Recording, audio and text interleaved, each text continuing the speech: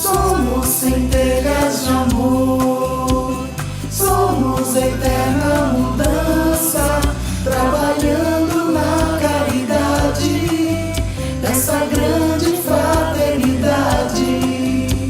Somos centelhas de amor, somos eterna mudança, trabalhando na caridade dessa grande fraternidade chamada aliança. Até que ponto nós determinamos o que acontece em nossas vidas? Há pessoas que se sentem perseguidas por má sorte ou por situações contrárias durante toda a vida, e há aquelas para quem parece que tudo dá certo, e outros ainda que assumem postos de poder e grandes responsabilidades como se a vida os levasse para isso. Será que existe a fatalidade? Ou temos liberdade de escolha para tudo o que acontece na vida? Quais as consequências de nossas decisões? Nós podemos evitá-las? São questões que interessam a humanidade há muito tempo e definem as formas de encarar a vida segundo as várias filosofias e religiões do mundo. Este foi um dos principais assuntos que Allan Kardec apresentou aos espíritos superiores que orientaram a elaboração de O Livro dos Espíritos e constitui um dos principais pontos da doutrina por ele codificada. Bem-vindos ao programa Um Tema Espírita em Mil Palavras, promovido pela Aliança Espírita Evangélica.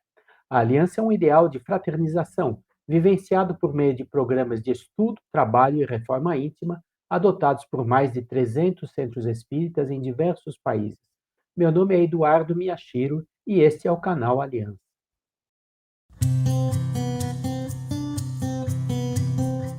E o que é o destino, né?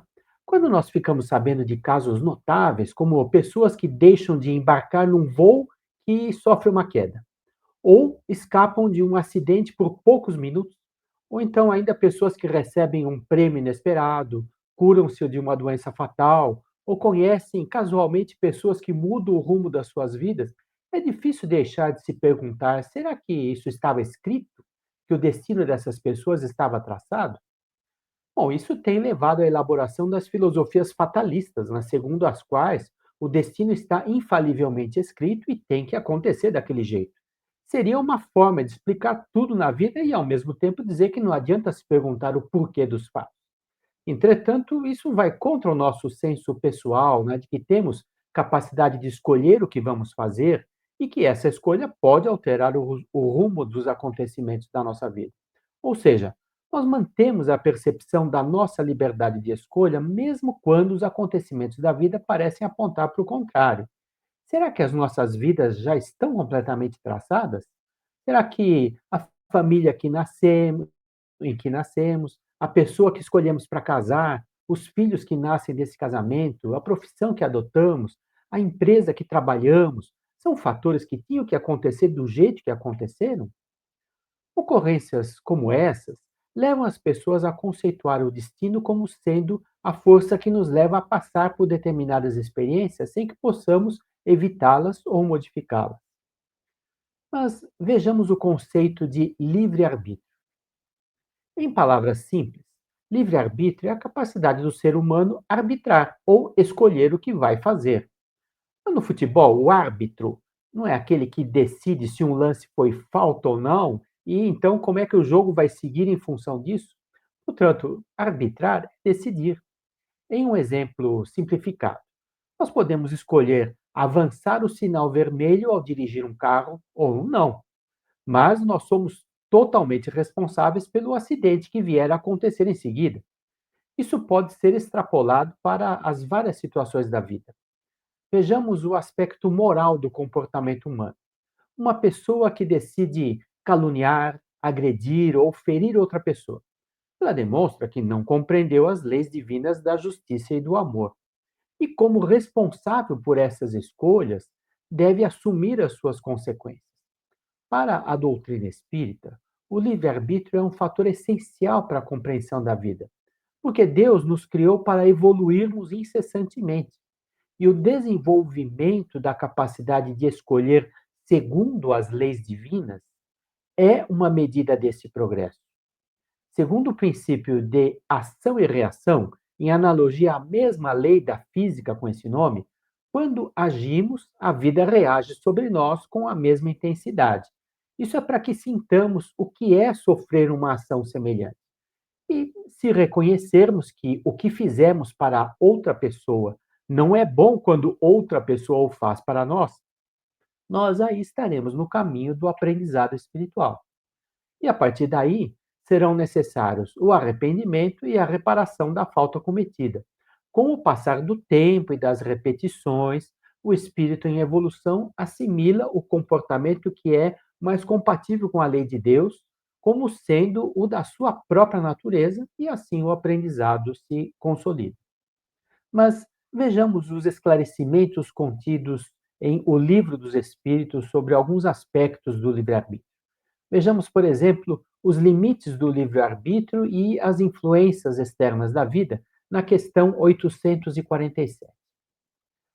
Há pessoas às quais a posição em que se encontram parece-lhes agravar as dificuldades de procederem bem. E nesses casos, a responsabilidade não é diminuta? Resposta dos espíritos: a responsabilidade é proporcional aos meios de que disponham para fazer o bem. Né? Veja, uma resposta sábia, né? Porque isso mostra que, mesmo em situações difíceis, nós ainda somos responsáveis pelas escolhas dentro das nossas possibilidades. Ó, por exemplo, nós conhecemos casos de pessoas tetraplégicas em que são exemplos de boa vontade, otimismo e liderança em projetos de grande impacto social. Vejamos agora a questão das provas escolhidas nas questões 258 e 259. Então, a primeira dessas perguntas: antes de se unir ao corpo, ou seja, antes de encarnar, o espírito tem consciência e previsão do que lhe sucederá durante a vida terrena? A resposta é: ele próprio escolhe o gênero de provas porque há de passar. E nisso consiste o seu livre-arbítrio. Então, aí já tem uma escolha antes de reencarnar, né? Mas na questão 259, ele desenvolve um pouco mais. Se o espírito escolhe o gênero de provas, segue-se que todas as nossas tribulações na vida foram previstas e escolhidas por nós? Tem um limite aí também, que eles respondem o seguinte, ó: nem todas as minúcias são previstas, mas o espírito escolheu a espécie das provas, e principalmente com relação às tendências. Por exemplo, tal ou tal gênero de decepções. Quer dizer que essas escolhas, muitas vezes, dizem respeito a tendências que nos provam, que nos testam com relação à nossa capacidade de resistência ao mal, por exemplo. Mas vejamos a questão agora da responsabilidade. Muitas vezes, o funcionamento dessa lei de justiça é confundido com a própria fatalidade. Mas o que acontece é que a liberdade de escolher traz junto a responsabilidade e o dever de assumir as consequências dessa escolha. E tudo isso não se trata de castigo divino, mas é de um mecanismo sábio que educa as almas que estão em evolução. Então, por exemplo, alguém que em nossa sociedade tira a vida de outra pessoa comete um crime grave, não é? Ela não é como o animal que mata em obediência cega aos instintos, pois em sociedade ela poderia ter escolhido muitas outras alternativas. Mas, uma vez feita a escolha, a lei de justiça agirá, para que no momento mais adequado sofra a reação da sua ação.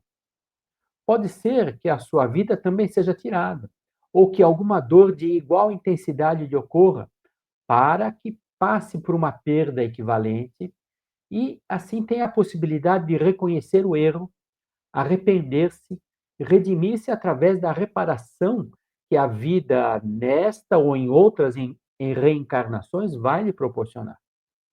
Esta reação é vista como fatalidade quando não se sabe que foi desencadeada por uma liberdade de escolha anterior. Situações sobre as quais não temos controle, como enfermidades, acidentes, o contexto familiar, são casos típicos em que esse princípio se aplica. Se não podemos evitar a aplicação da lei da justiça, nós sempre podemos escolher como enfrentamos tais provas. Olha, desde a revolta e o desespero, e até a aceitação e resignação, há um amplo leque de possibilidades que demonstra qual é a nossa maturidade espiritual. E, portanto, até mesmo na forma como nós enfrentamos essa reação inevitável, existem possibilidades de exercer o livre-arbítrio. Concluindo, sempre temos liberdade para decidir. Porém, a nossa vida é moldada por muitos fatores que incluem as consequências das escolhas que fizemos no passado e das quais não é possível fugir.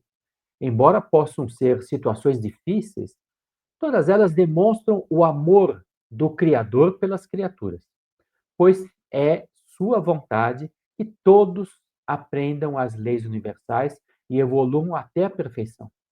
Portanto, todos os dias nós podemos encerrar as nossas atividades com uma pergunta para nós mesmos: o que eu fiz hoje com a minha liberdade de escolha? Este foi o programa Um Tema Espírita em Mil Palavras, produzido pela Aliança Espírita Evangélica. Caso tenha apreciado, clique no sinal de aprovação. Havendo interesse, inscreva-se no canal para ser avisado sobre novas transmissões. E se acha que este conteúdo pode ser útil para outras pessoas, compartilhe. Agradecemos imensamente a sua consideração, pois o lema da Aliança é confraternizar para melhor servir. Somos centelhas de amor, somos eterna